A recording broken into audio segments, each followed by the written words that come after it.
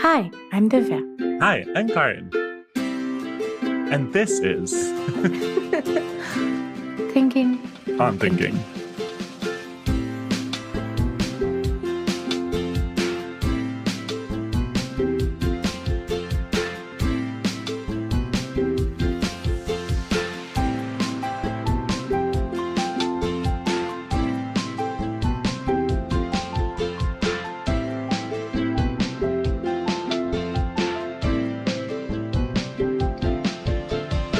Hello, and welcome to Season 6 of Thinking on Thinking.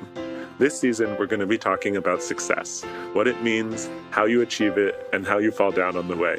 We're excited for some interviews and great conversations, and we hope you enjoy today, where we start with the question of what is success?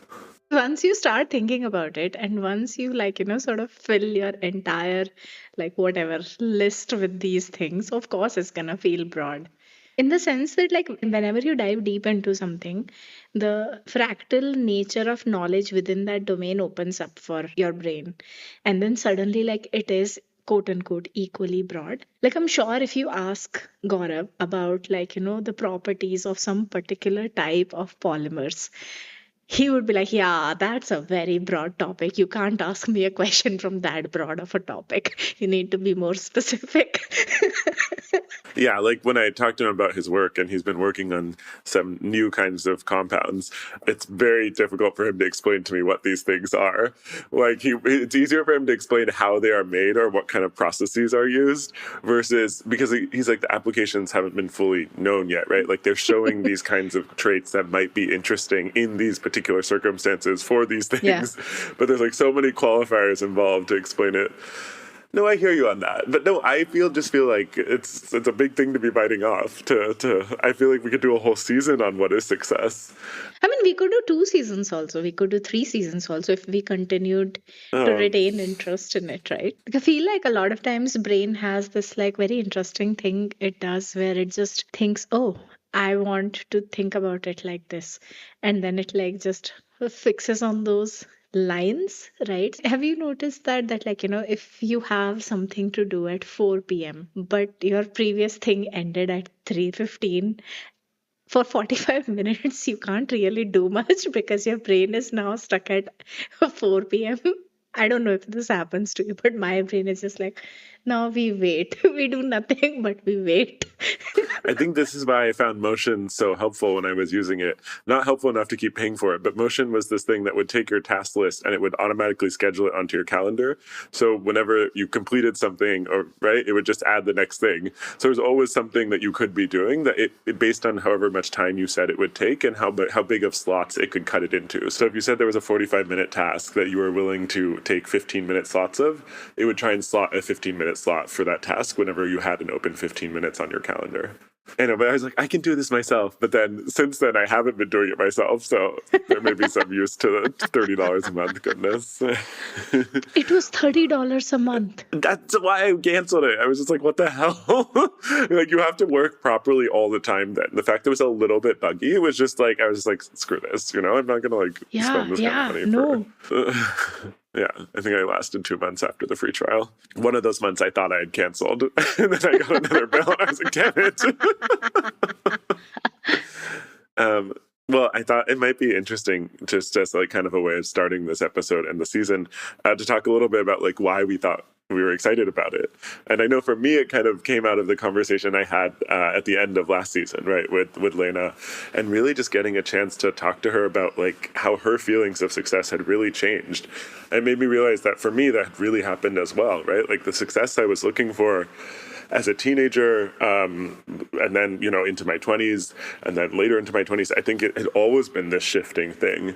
And now as I'm trying to kind of think about what I'm looking to achieve in the next year, it's been an interesting thing because there's I feel my definition of success has changed. So it was interesting kind of hearing the way Lena thought about that and how she really felt that kind of being a mother and having had these pivotal moments in her life. I think in the way she said it almost felt like she would taken a step back and in the process realized she'd almost upgraded the way she was thinking about it altogether.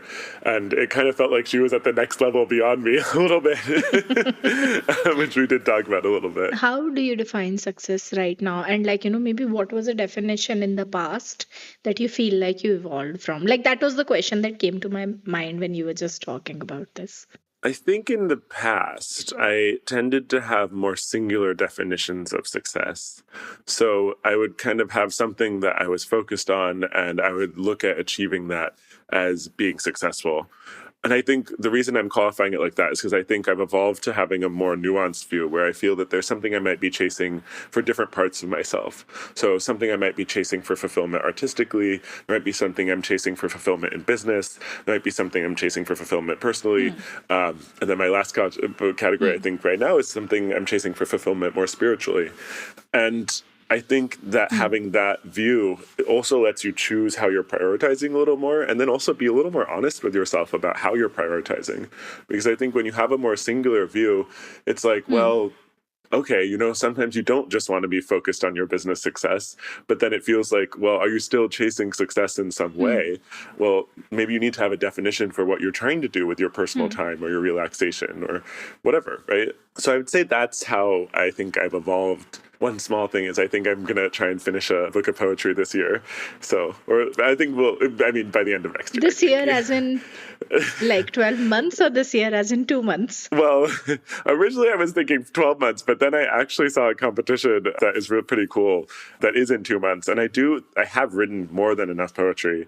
It's kind of a question of revising. Yeah. And I think whenever I sit down to compile, I think you are a very volume poet in general also. I think like once you start writing, you are able to like write quite well and quite easily, and like it just flows out of you almost. Yeah, the first day I was back in New York, I actually went for a walk in Central Park, and I think I wrote like 4 distinct poems, and it was just like, oh, hey. Yeah. But I think for me, there's a whole, right, there's sometimes I'm writing about a scene, there's sometimes I'm writing about a feeling, and there's sometimes I'm like writing because like something is not going away, which is kind of like a feeling, but it's also like a nagging thought. So this is like totally unrelated to success, but that made me think of one thing. Have you read this zine that I made? The title page is Let It Hurt You, and it's like a very emotional-ish zine. No, I don't think I have. And dear listeners, we must ask Divya to put it on our website. Goodness. Yeah, I don't know about the website part because like the person who wrote the words in it, she and I had like a bit of a falling out of sorts. So I'm not sure like, how comfortable I feel with like putting her work, because it is some part her work as well, right? Of course, yeah. Like putting it out there. But like it was just basically like there were questions, almost one-line questions. I would say they're very Tumblr aesthetic, so they're like a little bit emo, a little bit angsty. I had made these sort of full page sketch illustrations of sorts to go with it. I'll show you them to you later. And I had like a idea for a similar zine. Recently, I was scrolling through my keep notes, and this idea was from back in like 2020 or something.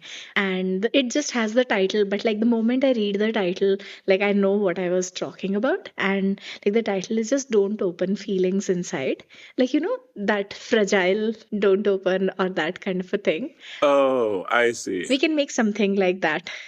I'll just leave it with you and you can think about it. It's like I was on my flight back to Bangalore. I was like thinking about it like yesterday, and I was just like, what can I make with this? And like, what can I do with it? And like no idea was hitting right. Yeah. But I'll show you what we did previously for the zine, and like, you can see if like this sparks something for you. If it doesn't, then that's also okay. So what part of what I was saying reminded you of the zine? Because you were talking about poetry and you were talking about like, just going and inspiration striking you, and you made 4 different poems together.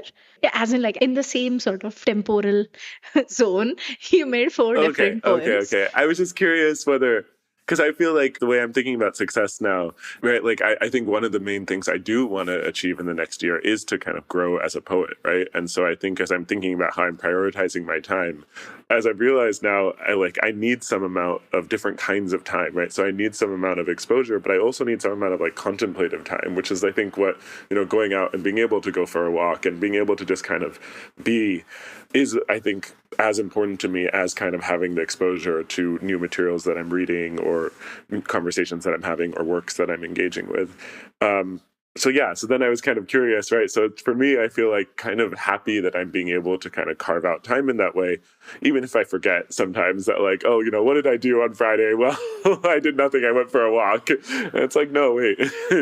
But do you feel like resonance with that? Do you feel like you're having a definition of success somewhere that was, or it was more just like kind of like caught your attention because of the framing? So I feel like I've had an instinctive sense of what I need success to be for the longest time. Like, I don't think even when I was younger, I was defining success through financial metrics or through other sort of like measurable things. I think even a super young me knew that like being able to always afford my own time would be a strong measure of success for me, right? So like I think I start feeling stifled and like I'm not doing well in life when it starts feeling like I can't do the things that I want to do. And it's just that now I've started getting more and more of an articulation of that. It's very interesting though that like maybe in the last year or two, some components of materialistic success have started adding on to, okay, but it would be good to have this also, and it would be good to have this also because this is also leverage and that is also leverage. But it's just like I don't know, even when I was seeing my friends do really well in their career, I used to feel like, but you guys have 0% of your time for yourself, and like that feels very harsh. Like that would not make you feel good about yourself. So I feel I understand you on this. And I would even say that I feel you've shared some of these thoughts before on the podcast, right? Like I think about how you measure just whether you're pleased with kind of the choices you've made. While I was listening to you, I realized something that I think what I was trying to say is I realized success for me is being in a growth state. Oh, And so I'm curious about whether that is a notion that, because I feel in some part, I think I've learned that from you. I 100% relate to it. I actually wouldn't have articulated it like that, but I 100% relate to it. Yeah. Like being able to have the space to continuously sort of like explore and satisfy my curiosity. Because I also feel like a lot of the growth, or rather the drive for growth, comes from that. So today, a friend shared something. Running a business is a personal growth strategy masquerading as wealth accumulation. And I found that to be so both interesting and kind of slightly tragic because it is true. Like, if you talk to entrepreneurs, they are like, oh, I grew so much and I learned so much about people and about myself and about like what the world needs and what I care about and my values. Like, they do say all of those things. And it's just sad that like you have to justify it by saying, no, but I'm growing and I'm making money. And like that's why it matters. But like it was just interesting. Well, do you think, I don't want to nitpick, but do you think that they deliberately said running a business and not starting a business? Because I would wonder a little bit, right? Because I think starting a business is not necessarily going to deliver you money. Correct. It might, right? But I do think oftentimes running a business, right, it can deliver you money, especially if you come in to run a business. And it's still, so I do wonder about that a little bit because I feel like when you're running a business, there's this conception that like the person at top is not a nice person. So I wonder if there's a little bit of that they're like trying to justify. I don't know. Maybe I'm just speculating wildly here. Interesting. I think like I haven't seen the video. I would see it at Yeah. the end of the day or something. Maybe it is that, but maybe I feel like maybe it is just thinking about, or at least like the thing that I took from it was that like there is this drive in people to grow. Sometimes in the world that we live in, it's very hard to justify that drive. But like making money is a very reasonable reason to go and do things, even if they seem risky. It's easier to say that, like, oh, but the upside is so big, so we want to do I it. wonder how much of an intersection there is between people who feel that they are in growth places or often in a growth mindset and people who feel they are successful. Tell us about why you were interested in doing this season about success. I think that, like, success is such a perpetually interesting thing. Maybe it comes partially from the fact that what you said, right? Like space for growth. And like I think I've always just like been very growth oriented, and I think it comes from childhood, and I think it comes from like seeing people around me emulate that behavior. Like I still get complex seeing my mom be the way she is. And I'm like, how are you at 60 like this? Okay, fine. I can't like really, just sit on my ass and do nothing. But I guess like because I am surrounded by a lot of people who are also very success oriented, but like everybody has a different path to it and everybody has a different perspective to it. I just felt like this would be a concept that I would really love to explore. And then I also think that like both of us have, I would say, interesting experiences with success and successful people. So I just feel like exploring it together would also be interesting. And that's why I wanted to do the season. So I think why I made that comment that I felt that Lena was more evolved than me was because I think she, in the way she talked about success, it felt like she had gotten to a place where she was really looking at the broad strokes of her life and seeing, what is this that I am achieving in over years, right? And really kind of taking this 5, 10 year, decades long kind of view. And I think today that's harder for me to feel successful in moments when I'm looking at the outcomes being achieved over longer periods, right? Like I could see how one could get there where you would reach a point where you're like, this is these things I'm working on. And when I'm getting these momentary setbacks, these don't make me feel like I'm not, like I'm a failure or something. And that's, and even a kind of an interesting thing to maybe come back to is the opposite of success failure. Or is it lack of success? I don't, right? And then the interesting thing I think I'm starting to realize is that for me right now, there's certain work I want to do. And it's very unusual for me because that's never been something I've really been driven by before, right? Like I've been driven by saying that there are certain problems I want to work on, or there's certain people I want to work with, but really not saying that there's certain outcomes I'm excited about seeing existent. And that's kind of an interesting place. Like, right, like I know that I want to publish some of my work in a certain way and I have ideas about how it should look, right? That is very particular to how I want it to feel and be experienced. And I was even thinking about some of the work that I really feel excited about Joyous doing. And I realized that I think the places where we can see an intersection between the like real world and technology are just really exciting to me, right? And as I was thinking about what kind of projects am I really excited about, I think having more of those projects done and just being able to know that I'm building and deepening those skills would be a really exciting place, right? That would really make me feel like I'm achieving and growing in a way that I'm excited about. Now, does that mean one is successful? No, but that is also you're saying for future. I'm just saying like is present, current successful. Well, and that's what I'm saying. So I think, and a lot of it, so I wrote a poem once about English has no imperfect. And I feel like this is one of those moments where you're really running into the lack of an imperfect tense in English. Because an imperfect tense would be able to suggest that there is something that is happening or in a state that may continue into the future and we don't really know, right? And we don't have that kind of concept as much in the English verbiage.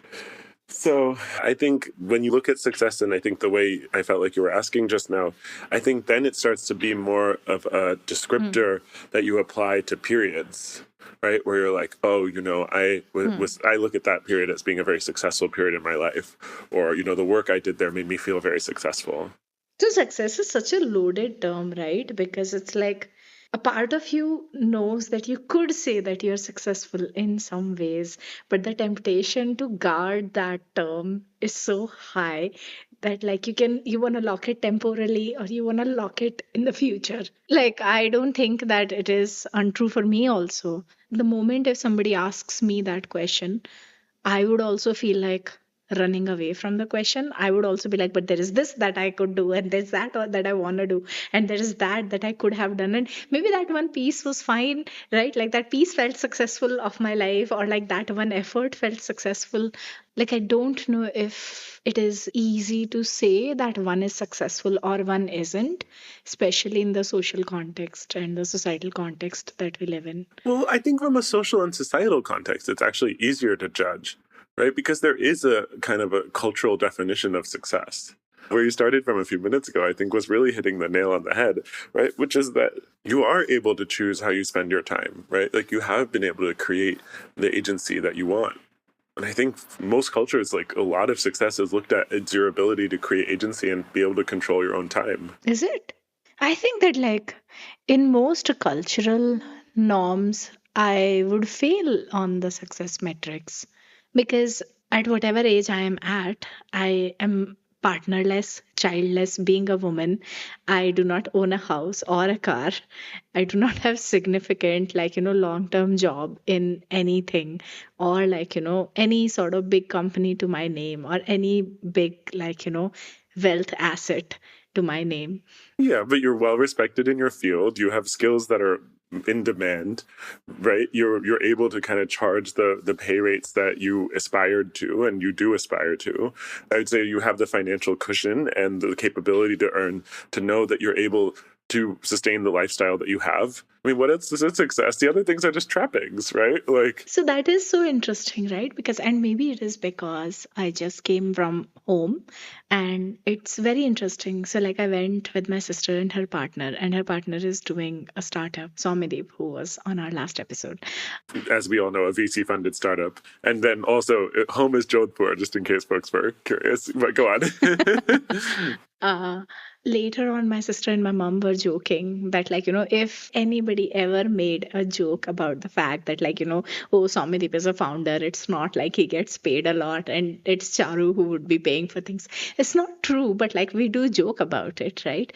But like if that was a joke that was made, people would be horrified and mortified that, like, how can a woman be paying for the household while the man doesn't?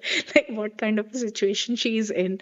Except that, like, in our eyes, Somadeep is successful. He's doing something that he wants to do, that he is uniquely suited to, and there is like a higher chance of high reward, right? But like, just the perspective, I don't know, like maybe it is because like I'm just like freshly coming from that space. No, I think there's a lot of truth to that. I mean, I remember one of my cousins' wives converted to Southern Baptist a few years ago, and we had a conversation, and she was telling me about how in I can't remember if she used the word success, but it was something very close. But like in a successful family structure, as prescribed by that religion, right, that the man is supposed to be the one who leads the family to God, and something that she was navigating is like obviously that wasn't happening in their relationship, but she was being the one that was going to bring God to the rest of her family. And it was just interesting, right, that there was kind of a definition being given from this religion of like, this is what success is. Yeah. I don't know. I think sometimes, yeah, like, we realize that the cultural definition we've grown up with is wrong, and then we're looking for other definitions. I do feel like a lot of what my life was earlier, I think someone once said, it feels like you're a seeker, right? And I think part of that was like seeking a definition of success that you feel comfortable with. Do you feel closer to that definition now? Yeah, I think what I was telling you a few minutes ago, right, of kind of being in a growth place, right, being in a place where I can grow in the ways that I want to. And I've kind of been able to take that from unknown to starting to be more of a known unknown, right? And that takes a lot of things. It takes a lot of both like just collecting information in a lot of directions so you don't know what is going to be useful, and then starting to actually parse and figure out, okay, these are the parts that are exciting to me. And then also kind of figuring out how you do it in a way that feels easy enough, right? That you aren't going to get burned out and you are going to be able to kind of sustain, if that your goal is to kind of sustain being in that growth kind of place. It is so interesting because, like, one of the things that I have, I think, learned from you is how to have like a lightness about joy in life. Like, while I think I always prioritized freedom and like I very aggressively prioritized freedom, I think I still was very guarded about it. So what happened would be like, if you like it was a very teenager approach to freedom.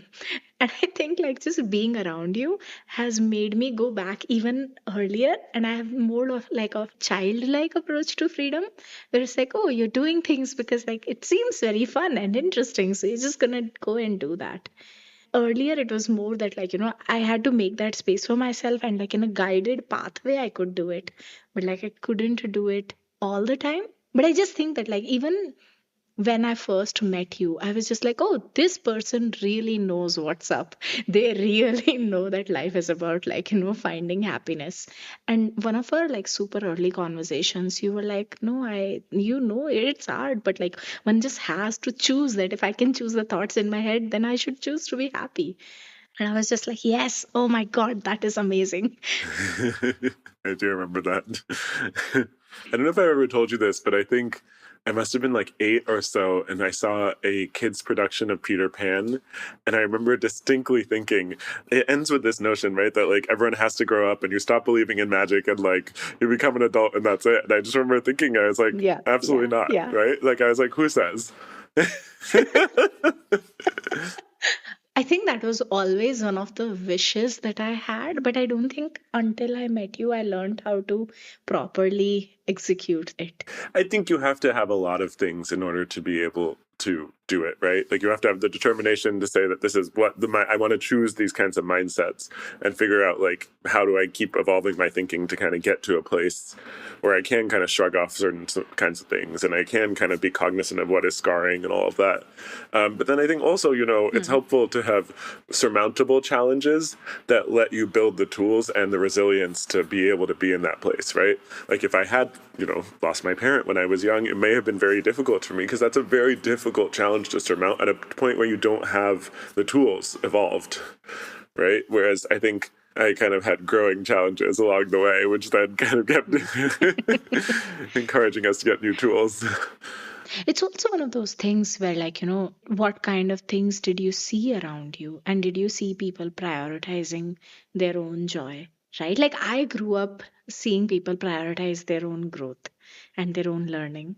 So, like, it becomes very second nature for me to, like, constantly do that. That's interesting. That reminds me a little bit about how one of my friends' wives actually and I were having a conversation years ago, and she was telling me about how she always thought, like the story she told herself was that she wasn't very smart and she didn't do well academically, and she had other skills, right? But academics were not. And then she was diagnosed ADHD some years later in life, right? She may have been in her final years of college or even in law school, and then found she did do really well academically, right? That a lot of it had been a struggle with focus.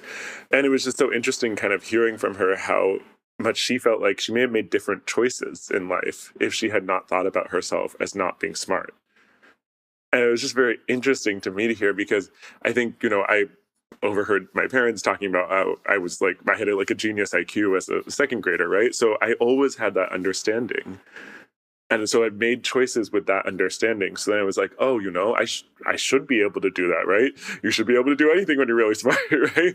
And at least that was the story I told myself. So it's just interesting because I do think it plays into this notion we've been talking about, right? Which is how the stories you tell yourself make you feel successful or make you raise or lower your standards of what success is. Especially when you start to evolve away from that cultural notion of saying, I'm going to be judged by what everyone else does, their success, their metric of success. I'm going to just apply it Hmm. for myself. Maybe that's where we all start. I think it's also one of those things where, like, you could also have gone down the path of like trying fewer things because now you have to protect this self image of like, oh, I'm really smart, so I can't fail at things and I can't try things. Right. But like you went the other way. And I wonder, like, what were the factors? And like, as we are talking about this stuff, I'm just thinking about how I wonder how much of success is just like building the right foundation, right for you, like whatever that means. Like how much of success is just building the right foundations. There's a very new thing that I'm sort of like, still articulating. It's like your ability to take misery from the world is some fixed amount. Something massive happens, you're gonna like, take, let's say, X amount of misery. Something small happens, you'll probably take X minus 10% misery. But it's not gonna be like drastically different. And same is like people's ability to give you pain. Like, for example, in India, you hear a lot about people's parents giving them pain for the partner they are choosing. And honestly, I don't think it matters what is the gender, the race, the like, caste of your partner. Your parents will give you misery based on their willingness to poke in this situation and give you misery. And you will feel the pain based on how much you feel pain about this. Like even between two siblings, you might see one who like internalizes a lot of that misery and one who doesn't. And the one who doesn't, parents would stop giving them pain because they're like, okay, she's not gonna take it or he's not gonna take it, right? But like I feel like a lot of this sort of resilience towards sort of prioritizing the right foundations also plays well with knowing, okay, this is how much misery I'm willing to take. And then you get a good sense of, okay, I am actually willing to take this much pain for the things that I Are want. you saying in terms of capacity? Like you understand your own. I Yeah, I'm see. saying in terms of capacity. Yeah. I see. So then once you have a sense of your capacity, you know I can take on this challenge. Yeah. And then you're not just like, you're not just a reactor to life around you, and you're actually like actively looking for things. Right. So, for example, for you, trying out something new, you know what your sort of capacity for the challenges that come with a new thing are. Right. And like in the game that we are building together, I can very clearly see so much rigorous sort of back and forth. And still, you're just able to be like, okay, yeah, sure, we'll take feedback. This is a new thing. And like just maintaining that attitude. And that's much more you, right? Like that is what you are sort of like personality or whatever one might say. Right, like that's just what you are bringing to it. And I just wonder how much like success just becomes contingent upon these factors that like foundationally were built when you were much younger. That's interesting. I think that that might be one we should come back to because something we talked about an episode later in the season was the excuses that people tell themselves about why they aren't getting success. And I definitely think that the one is that people, right, that these past choices have precluded me from being successful.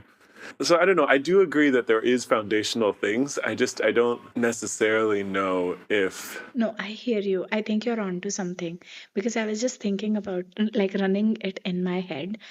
It takes a child about 3 to 5 years to learn a language at a okay speaking and like cognitive capacity. Adults don't want to spend that time, and so language learning becomes hard, but a child is like constantly barraged with information that they don't understand, and they keep wading through it. And sure, there is positive feedback when the first time they say mama and first time they say dada, but like it's not positive feedback all the time. Sometimes they also hear shut up, stop annoying me. Right, why are you speaking so loudly? Right, like you hear, like as a child they would hear all of that also, but like they still just like speak for 5 years. And like trilingual or bilingual kids learn that many languages in that time, but like adults don't spend that kind of time. So I think that like there is something to what you are saying, that there is maybe foundational skills, but it's also that like it is a story that you tell yourself that like I can't do this anymore. So like you just can't do it. If you decide that you can't do it anymore, then you can't do it anymore. Interesting. I was also thinking about I've been hiking with my parents and some of their friends who are all in their 60s or 70s, and how there comes a point when you retire where you have to redefine success for yourself. And for some people, it feels like they don't, and they kind of just end up waiting for things to happen to them. And I think there is a kind of challenge in doing that. Because I think in some ways it depends on what your foundation was, right? And sometimes if your foundation was a certain thing, it can be very hard because your foundation of what success is doesn't allow for non-material gains as part of your success matrix. And so you really have to redefine your foundations. But I think it's possible. So in our notes, you have written this like really interesting thing, which is like success is a product of work minus joy. Tell me more about that. Well, I think I flipped it around also because if it was work minus joy, I think you would end up negative a lot.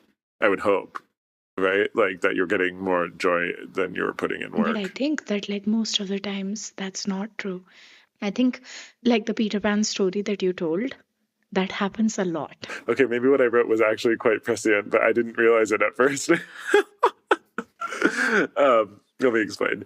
So, yeah, but if you think about success as a product of work minus joy, and I think really it should be a summation because product kind of implies multiplication. But anyway, I think that a lot of people do that, right? Which is like, okay, they take what are they getting out of their work, and then they remove the things that they feel like are joyful, right? They're saying that those are things that don't matter. The parts of my work that give me pleasure outside of the actual work itself are things that should not be brought into my calculus of whether or not I feel successful. So like having great coworkers or something wouldn't be part of someone's calculus of whether or not they're successful at work. Right. Yeah. So I think it is an interesting notion. I feel like what I was mentioning earlier on, that I think that there's kind of these evolving notions of success. I think to me that feels like one that you start to evolve to, but then you start to evolve away from eventually, right? So initially, maybe you really just are judging success on what you've heard. And then you start to judge success on saying, okay, you know, what is the products of my work? And then still, you know, you may have these kind of notions you're carrying with you and saying that products that bring me too much happiness are not supposed to be part of work. I think personally that's something I struggled with a lot, where I felt like if for something to be real work, it should be hard and not necessarily fun. And really kind of unpacking that, it took a long time, and I really realized that there was some foundational beliefs I had there that I had to take a step back from.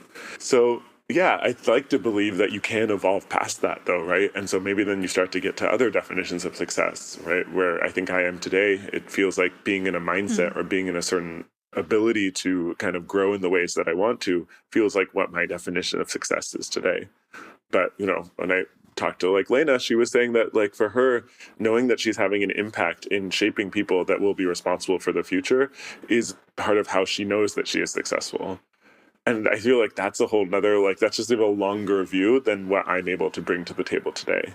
Do you feel like these are linear definitions? Like the way you defined it was this happens, then this happens, then this would happen? I think you do start to evolve between them over time. And I don't know whether it's like, you know, like a Maslow's, it's Maslow who has the hierarchy? Maslow. Maslow. So I don't know if it's like a Maslow's hierarchy kind of situation, right? Where it's like, oh, you're trying to chase fulfillment at the end of it. Maybe you kind of go between them. But I do feel like there's these different, seemingly kind of like interlinked, but relatively different definitions of success depending on where you are in life and how much you've internalized and how much you are looking at external parameters for success as well. I guess all of the therapy and reading I've done has made me really feel that like external barometers for success are something you really can be helped by evolving away from. Because it's very hard to kind of feel good about yourself when your barometers for success are external. Although we can discuss this at some other point, but like recently I was reading about this model of motivation where like, you know, between extrinsic motivators and intrinsic motivators are two other motivators. And like those are the ones that tend to have like more reliable medium term growth. So like in the super long term, only intrinsic motivators will motivate you. And like, you know, you wouldn't feel contentment until they are active. And in the short term, you wouldn't feel dopamine unless extrinsic motivators are active. But like, you know, these middle ones are like, I think it is still relatively new research and stuff. We did some of this for that project we did a couple of months ago in the beginning of the year, where we were helping the company model the types of rewards they wanted to do based on what frequency they were trying to get the action to be taken. And then, splitting them based on the external versus intrinsic motivation scales. Yeah, except that like I don't even think my model had those other two pieces. Oh, I see. Yeah. Like the ones in between intrinsic and extrinsic, because I've just read about it recently, right? Like, so I only knew the older theory, which was like maybe until 2010 or so. So not that old, like 14 years ago. Like, you know, which is at the edges. And then like, you know, what lies in between.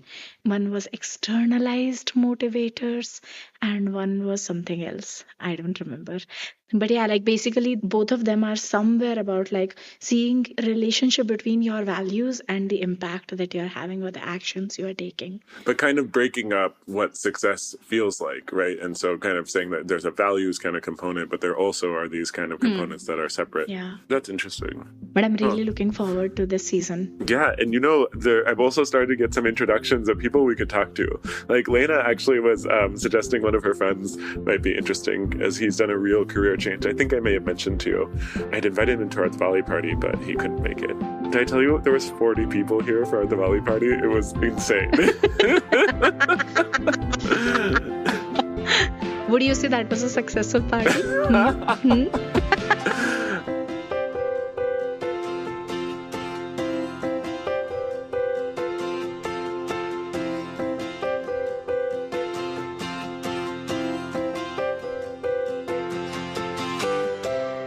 Thank you for thinking with us. Visit Thinking on Thinking on the web at joyous.studio to get show notes, past episodes, and transcripts. Before you go, can you do me one small favor? Go online right now and share the episode with one person who you think would love it. Until next time, bye.